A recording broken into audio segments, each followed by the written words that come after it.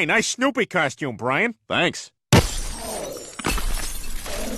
earned yourself 3 weeks of detention, young man. What the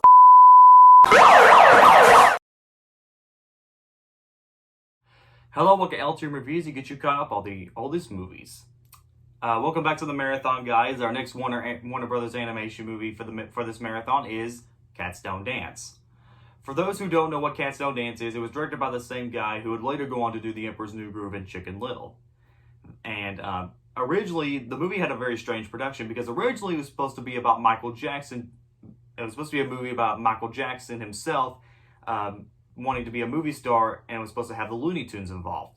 But some things got changed, and Michael Jackson decided he didn't like the idea, or he just wasn't interested. So they dropped that idea and they just made something that without Michael Jackson, made a completely different story. Thus, we have Cats Don't Dance. And back when it first came out, it was a box office flop. And though over the years it's gained a cult following, it'd be one of the few movies that Cartoon Network made, or one of the few movies that Cartoon Network aired during its run. A lot. It showed a lot on Cartoon Network, and I'm one of the few kids that watched it. Like I said, I wasn't born in the 90s, so what do you think? So, now that I've rewatched Cats Don't Dance, I do remember watching this movie at home on Cartoon Network when I was at a young age. It was kind of a funny story, but I'll save it for another time. But now I'll just tell you the story. So I was at my mom's house one day. Cartoon Network is obvious. You know, she was very strict with Cartoon Network with shows like Adventure Time, Regular Show, and Gumball. And basically, mostly Adventure Time. She hated me watching Adventure Time growing up. So I was watching this movie, and then I saw a commercial for a movie called Cats Don't Dance. I didn't have time to watch it because, well, things got in the way that day. But anyways, now that I've finally seen it for the first time, and after hearing the cult fan base and everything else, what do I think of Cats Don't Dance? Well, for one thing, it's not a bad idea. In fact, you could argue that the movie was the inspiration to Sing, which is a very similar movie. I've already reviewed that movie. If you don't want to check that out on my channel, you can. It was part of my Illumination month, and I feel like you could argue that this was the inspiration to Sing, and that's really something. So the movie, you have a cat named Danny who dreams of becoming a movie star. But because but then this actress named Darla comes in, and her butler tells her that they don't like animals, and animals can't perform. So he and a group of others decide to put on a show without Darla's consent. And that's the whole movie. While also dealing with other things. Now, there is you could argue there was some sort of message in here, like some sort of prejudice message.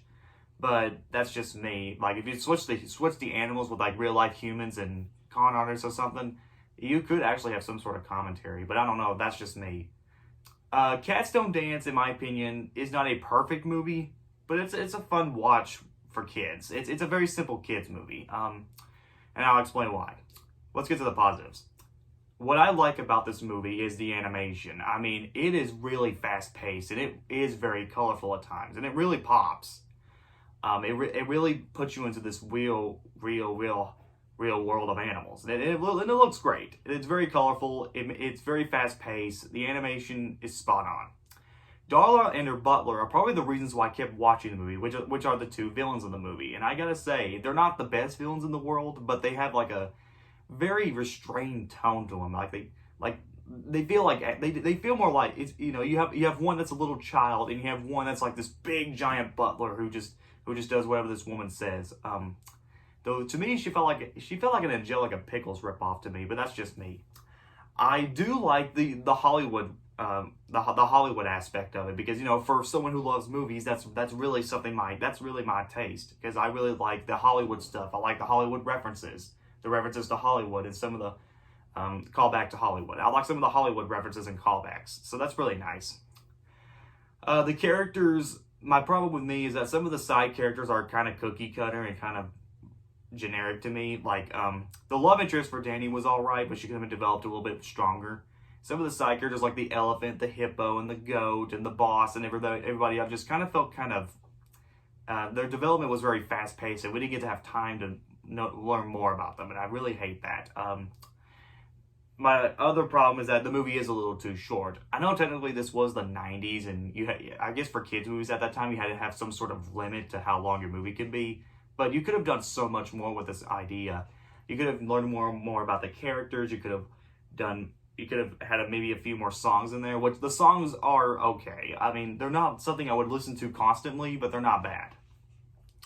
So, overall, Cats Don't Dance is not perfect, obviously, but it's not a bad film. I'm not going to say it's a bad movie, because there is a lot of effort put in. I can understand why it wasn't a monster hit when it came out, because technically, I guess the idea is to destruct anybody, and because Warner Brothers was really in trouble at the time, which we're going to talk about the next bomb they made. But anyways, I enjoyed the movie fine. I don't think it's for me personally, and I think there are better. It's not as good as say The Iron Giant or maybe the other movies we're about to get up on here in this list. But it's a really good movie. It's fine for kids. Overall score, I give it a 7 out of 10. It's a good movie to check out. If you want to check it out, go ahead. That's just me.